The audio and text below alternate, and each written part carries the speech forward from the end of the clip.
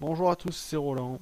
Donc j'espère que cette fois cette vidéo va passer puisque encore une fois j'ai eu multiples fracas donc j'en suis à mon quatrième essai pour faire cette vidéo. J'espère qu'on n'appuiera pas sur la sonnette, j'espère que YouTube acceptera ma vidéo et que la connexion ne flanchera pas.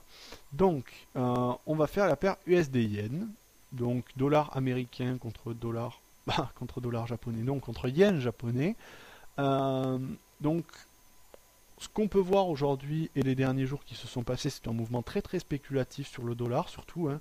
On s'imagine bien, je ne vais pas le répéter 60 fois à chaque fois que je vais faire mes analyses ces prochains jours, mais c'est toujours la dégradation de la note US et tout ça, et tout ce qu'on peut dire dessus, toutes les rumeurs, qui ont fait vraiment de l'hésitation, puis de l'accélération dans tous les sens, et du vraiment n'importe quoi. Et pourtant, pas si n'importe quoi que ça, et c'est ce qu'on va voir maintenant, puisque même s'il y a eu des mouvements très très spéculatifs, euh, on a quand même des niveaux techniques qui sont respectés et ça fait assez plaisir quand on trade sur l'analyse technique car on a un petit peu, on peut quand même s'en sortir.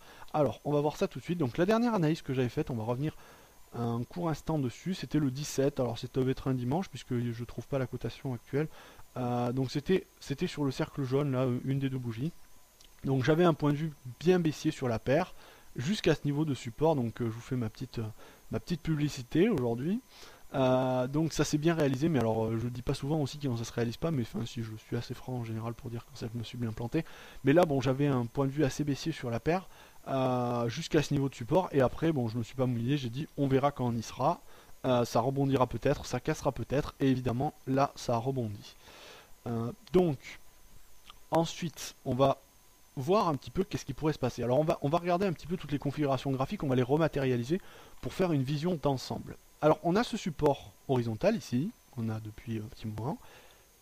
On a celui-ci, dont j'avais parlé dans la précédente vidéo, vous pouvez le reconsulter. On a ensuite un mouvement ici de droite de tendance, comme ceci. Alors, on va tracer ça un peu mieux. On va rectifier le tir quand on y sera. Voilà, on a un canal comme ça, disons.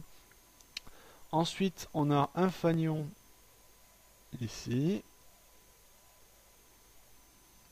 On va essayer de tracer ça correctement. Bon, non, on va tracer ça mieux. Hop.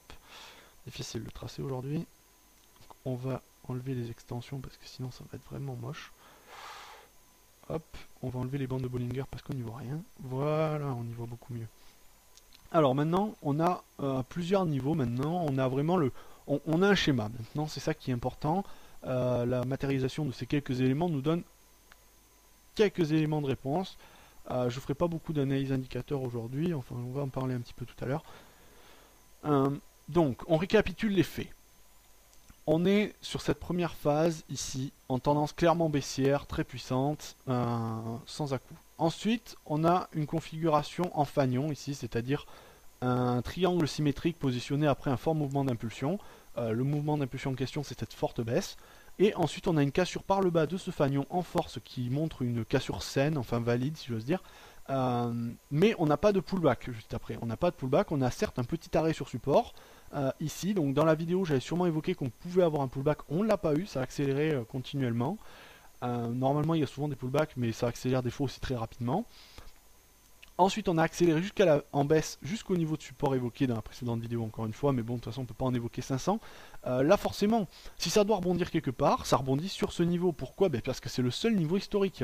Il y a pas, avant cette période-là, il n'y avait pas d'autre plus bas. Donc, à partir de là, tous les acteurs qui vont trader sur des niveaux psychologiques, sur des seuils de support, vont forcément se référer à celui-là, puisqu'il n'y en a aucun autre. Donc, évidemment, si ça rebondit quelque part, 9 chances sur 10 que ça soit sur ce niveau.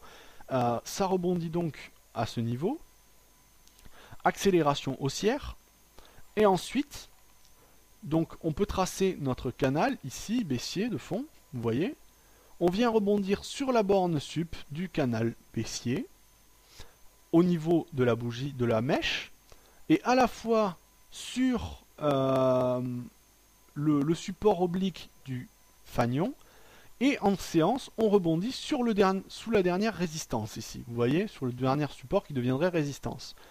Donc là, pour moi, on a tous les arguments qui valident une sortie, comment dire,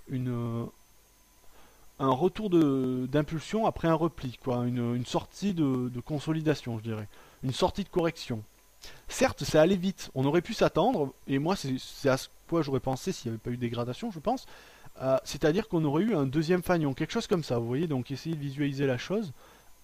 Quelque chose comme ça, vous voyez, et retour pour faire une troisième vague d'Elliott. Parce que là, on est dans une belle configuration de la théorie d'Elliott, hein. C'est-à-dire une accélération baissière, donc première vague d'impulsion, une vague de correction à plat ici, seconde vague, donc correction. Troisième vague, donc c'est la deuxième vague d'impulsion, et ensuite prochaine vague de correction, et là elle est très écourtée à mon avis, hein, je pense, puisqu'on va toucher directement le niveau de résistance et on rebondit derrière.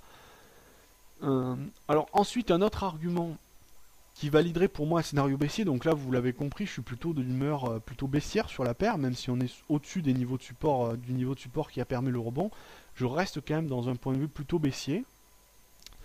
Donc pourquoi est-ce que je reste encore baissier? Parce qu'on n'a pas terminé les objectifs théoriques de la figure. Alors les voici, les objectifs théoriques, ils sont là. Donc dans ce genre de figure, comme les fanions, alors les fanions, les biseaux, non, les fanions, les drapeaux et les pennants, donc c'est toujours la même façon, on prend le dernier mouvement d'impulsion et on reporte à ce niveau-là. Et on voit que les objectifs théoriques, ici matérialisés par une droite horizontale que je suis en train de tracer, voilà, on va la mettre en jaune clair, hop, eh bien ne sont pas atteints. On les a pas atteints, donc en toute logique, on devrait finir les atteindre. Alors pourquoi est-ce que, pour une fois, moi, souvent les objectifs théoriques, je suis pas, je vais pas dire que je suis fan, mais ça se réalise souvent. Des fois, c'est à peu près. Là, il y a quand même une marge assez importante, donc je pense que on les a clairement. C'est pas une histoire de précision, c'est juste qu'on ne les a pas atteints. On n'est pas au niveau. On ne les a pas atteints, ils ne sont pas accomplis. Et pourtant, la figure semble bien se réaliser. Hein, on a le beau fanion ici, sorti en force, pullback beaucoup plus loin, mais pullback tout de même. Pour moi, donc mon scénario pour les prochains jours, c'est cassure du niveau de support ici, autour des 76 535, pour aller rallier un niveau plus bas encore, ici, au niveau des 75 477. À partir de là, une fois encore, je dirais wait and see. On ne sait plus après. Voilà, on a fait des résistances. On a fait. Si on fait ce scénario, si les cours réalisent ce scénario, il n'y aura pas. On fera toujours des plus bas, donc il n'y aura pas moyen d'analyser plus que ça. On ne pourra pas aller plus loin, hormis qu'avec des indicateurs. Au niveau des indicateurs, donc j'en reviens très rapidement, simplement sur le RSI, qui nous affiche une belle divergence cachée baissière. Que je vais matérialiser ici. Donc vous voyez ici le RSI de plus en plus haut sur son graphique. Hein, les plus hauts sont de plus en plus hauts sur le RSI. Néanmoins, les plus hauts sont de plus en plus bas. Par contre, on prend bien entendu que les clôtures en compte, hein, pas les mèches. Les plus hauts sont de plus en plus bas sur les cours. Donc, matérialisation d'une divergence cachée baissière qui nous donne une indication de retour en tendance, si j'ose dire, comment expliquer ça, de réaccélération baissière, de nouvelles vagues d'impulsion. Donc pour moi, sur la paire USD-Yen, il y a une hésitation de nous de même. C'est toujours ce niveau de support qui a réussi à repousser les cours.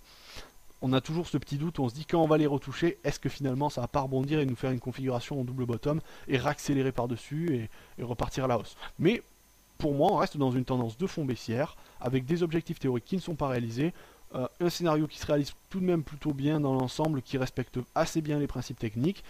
Donc je serai plutôt baissier sur la paire jusqu'à 65 477.